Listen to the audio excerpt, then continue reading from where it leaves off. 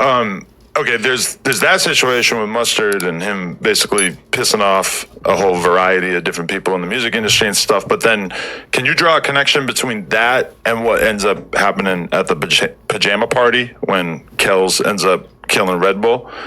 Or are these like separate situations that kind of all that was kind of tied in together because those at the end of the day, all those communities are connected. Right. So I mean, you got even in the Compton communities, you got the Inglewood communities, you got all these different communities. At the end of the day, that all come together to say F them dudes over here. What's the deal, y'all? We're tapping in TNN Trap News Network, back in the same, like hood, cracking the same here at TNN Trap News Network. This ain't good excuse. That good knowledgeito. You're not gonna get nobody's calling you no big dog. Tap in to make sure in fact tapped in with that good tap in. Hit us with a like, comment, subscribe, notification bell, all tapped in with the latest and the greatest. What we got going on here at TNN Trap News Network. That news you use that knowledge you're thinking about college. For this slide over here, man, Draco's dad talking about getting his face blasted up after his son's death. Let's get into this content without further ado. Let's get into it. Let's go. All those communities are connected. So if one of theirs fall off behind a situation, then they're going to team up. Definitely. So when he ends up getting arrested for that situation and you hear about all that stuff, how does that sit with you? Or is that a moment where you're like, so many of the things that I had really hoped he could have avoided are basically kind of coming true at this point? I was thinking that too. And then I was just thinking, just like, damn, man, what... You know how as a father, you just feel like, situation. Could I have done better by the situation? Could I have avoided the situation? What could I have done to help my son detour these pitfalls and all that kind of stuff so he's not a statistic? Everything as a father I can imagine that he's gone through. Now is this, it's like, fuck, bro, like, you can't help but to ask yourself as a dad, like, did I make a wrong step? Did I choose to go left when I should have went right? Like, what's really going on here? Because, bro, this is my seed out here going through all this. How did it get here? Damn, I couldn't be. How you feel like a dad? I couldn't be there, man. Like, it's like, man, come on. Yes. Definitely. Did you talk to him about the beef and stuff? Did you try to kind of urge him to like maybe we should try to lessen this tension? Or well, I couldn't get to him at the time because at this time I guess he was in the county jail or whatever, and yeah. It was just kind of hard for me to talk to him. And when he, like I said, when Daryl came over, he was so happy and talking about happy stuff and good stuff. He would just be talking about music. Or maybe he's just trying to think he keeping it away from me. Like, bro, come on now. I'm one of the biggest OGs in LA, bro. I know everything that you doing. I mean, yeah, there was like because I saw him a bunch around that time and never was there any kind of indication that he was involved in this whole street thing. He always was just like super just overjoyed to be free, to be hanging out, getting up, having a good time with everybody. Like it was just as much as now when you go and you watch these little documentaries about that time in his life and everything and you see all this stuff, it's like that wasn't necessarily the vibe. That wasn't the forefront. It's like the beef and all the drama. It's kind of on the back burner. He was enjoying life.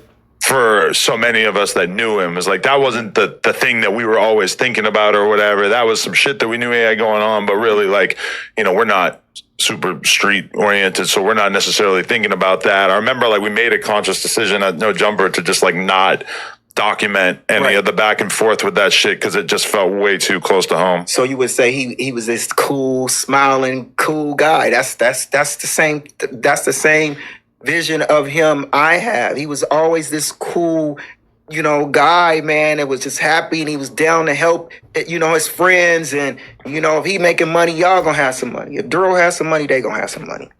If I come up, y'all gonna come up. That was him. But I'm gonna be...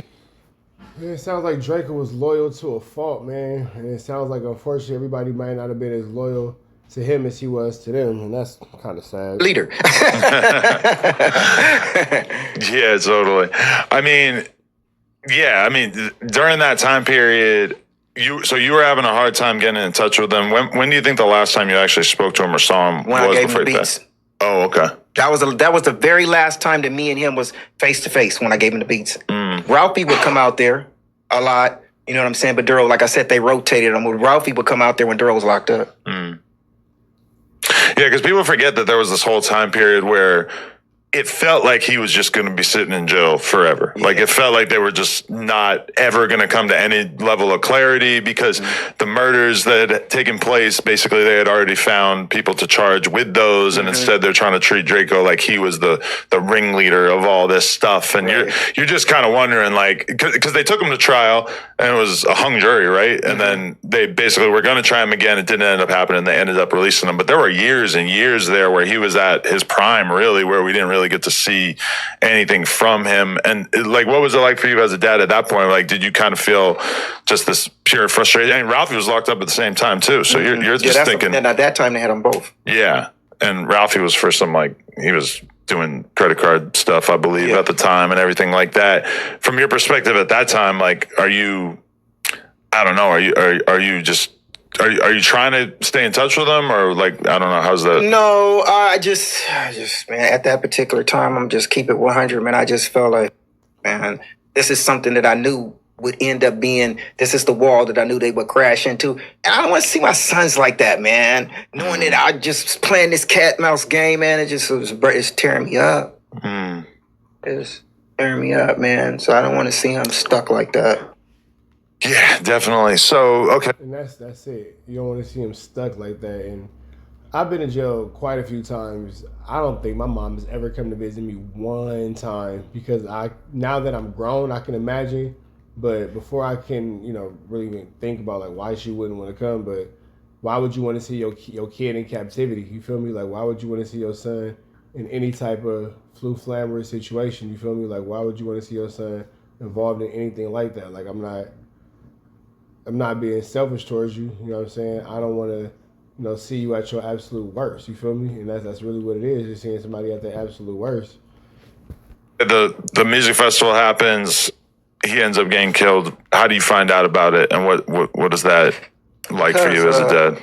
I had a friend that they do security. Right, and they tipped you off? Yeah. And it was like, I gotta talk to you. Like that.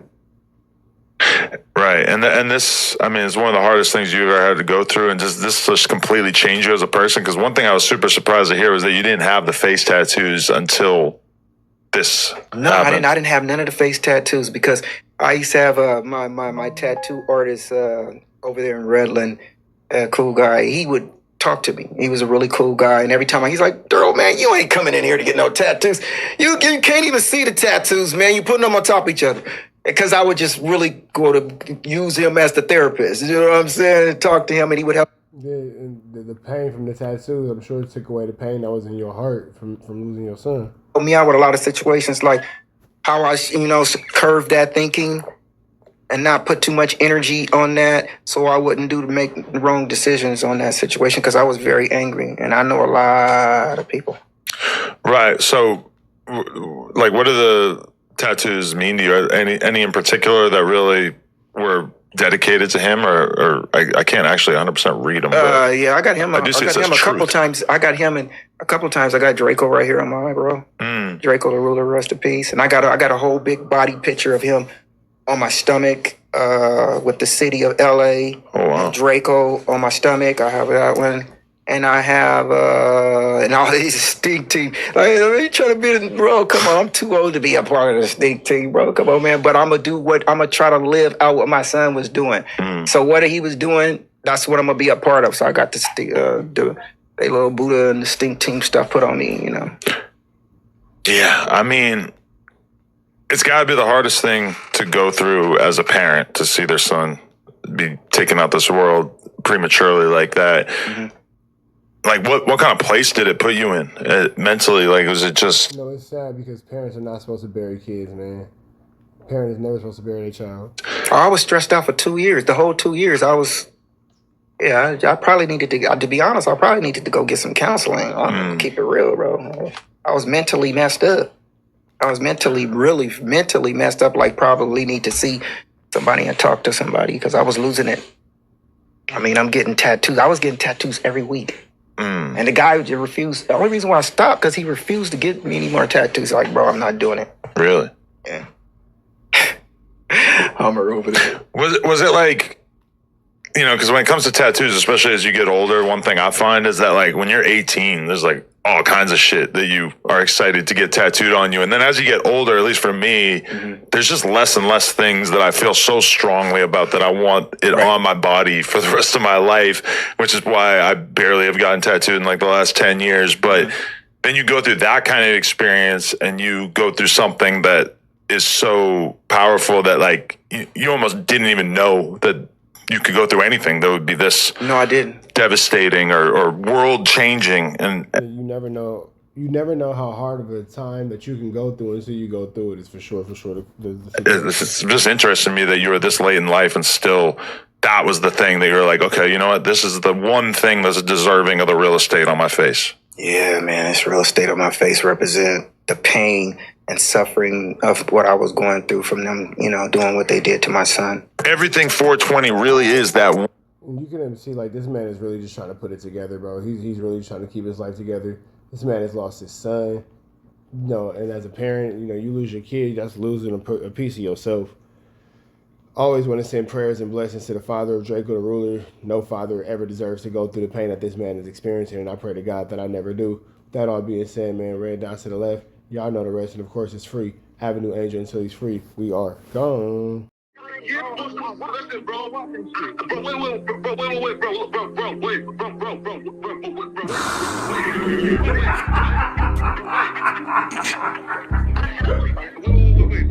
60 bands on my name.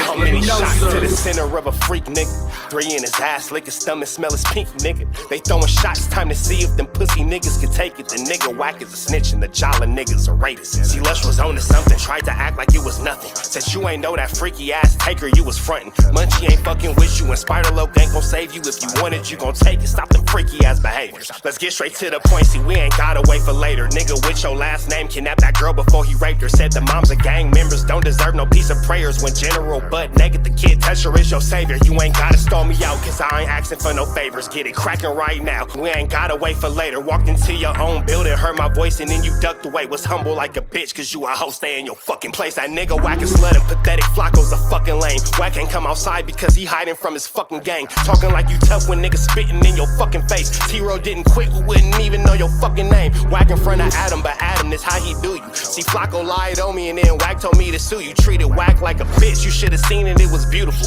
Now every single week that nigga jolly on my pupil. Is it Fred or is it Frederick? Is it Dave or is it David? All thighs on me. Flock a belly, now you famous. Type of creep nigga is you. How are you and Dave related? Nigga, no means no. You should've told him not to take it. I'm really in the field, you niggas stuck inside the matrix. From BET to the Knicks, down in Compton where your face is. That nigga real jolly got some freaky ass cases. Tryna fake fight Lush cause Adam wanted you to face. You wanna be like academics, making videos like point and shoot. You and Dave the same ass lane. We know the fucking truth. Brick ain't say this shit is a play, cause he don't fuck with you. He not gon' get involved when them real shooters come for you. If you grew up in the land, them thirsties, they would've humbled you. Grew up with them lions, I promise they would've hunted you. I get disrespectful, the next time I'ma punish you. You dirty fat bitch, I swear to God I see the bum in you. Niggas say they shooters till it's time to bring them guns out.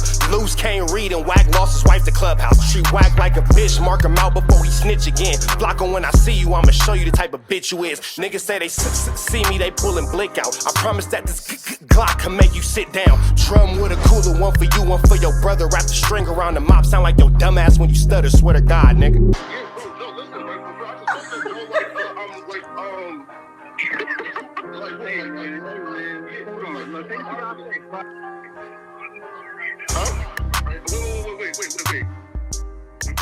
Hear me out though, right?